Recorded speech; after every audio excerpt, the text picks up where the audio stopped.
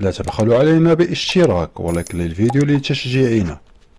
عقد المغرب قبل سنوات صفقة مع شركة بوينغ الأمريكية من أجل اقتناء 24 طائرة من نوع أباتشي EH-64، وهي الطائرات التي من المتوقع تسليمها للمملكة خلال الأشهر الأولى من السنة الحالية بحسب ما أعلنته الشركة الأمريكية.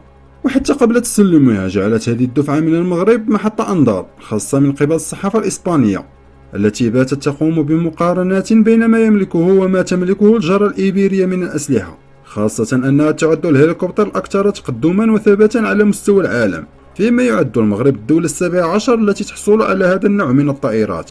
وفي هذا الإطار قال عبد الرحمن المكاوي الخبير العسكري أن طائرة الأباتشي الأمريكية قد تعتبر من أحدث الطائرات الهجومية في ميدان المروحيات، ولا تعادلها إلا الطائرة الروسية من نوع مي 28. وقال المكاوي ضمن تصريح لهسبريس إن طائرة الأباتشي EH-64 معروفة بفعاليتها وبقتاليتها نظرا لحمولتها من الأسلحة التي يمكن أن تحملها كالصواريخ جو أرض أو جو أو جو بحر، ناهيك عن توفرها على مدفع رشاش. ومن مميزات المروحية التي تحدث عنها الخبير العسكري سرعتها الفائقة، موضحا أنها أبدت الفعالية ديالها في كثير من مسارح العمليات كحربي الخليج الأولى والثانية، وبكل من حروب أفغانستان وليبيا واليمن. واعتبر المتحدث أن من شأن هذه الطائرات أن تعزز القدرات الدفاعية للقوات الجوية الملكية، وستنضاف إلى طائرات هليكوبتر اشتراها المغرب من دول أخرى. كما أشار المكاوي إلى كون هذه الطائرات كتوفر على منظومة تواصلية تكنولوجية معقدة جدا تمرن عليها الجيش المغربي خلال مختلف المناورات ديال الأسد الإفريقي اللي شاركت فيها القوات الأمريكية بهذا النوع.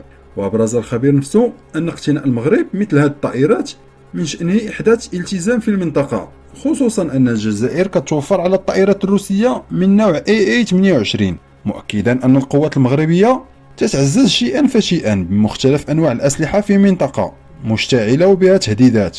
وقامت بوينغ بتسليم ما يقرب من 2500 طائرة هليكوبتر من طراز أباتشي إلى 16 دولة حتى الآن، بما فيها الولايات المتحدة وهولندا واليونان والمملكة المتحدة واليابان والهند وسنغافورة وكوريا الجنوبية والمملكة العربية السعودية. وقامت صحيفة لاراثون الإسبانية بمقارنة ما بين طائرات أباتشي التي سيستلمها المغرب وطائرة النمر التي تتوفر عليها إسبانيا، قائلة إنها واحدة من أكثر الطائرات فتكا في العالم مقارنة بالطائرة التي صنعتها شركة يوروكوبتر لإسبانيا وفرنسا وألمانيا. وقالت لاراثون إن هذه الطائرات هي واحدة من أفضل المروحيات الهجومية في العالم، ولا يمكن مقارنتها إلا ببعض الطرازات الروسية مثل مي 28 هافوك أو ك-52 أليغاتور، وتعتبر بالنسبة للكثيرين أفضل طائرات الهليكوبتر الاستطلاعية والقتالية في العالم.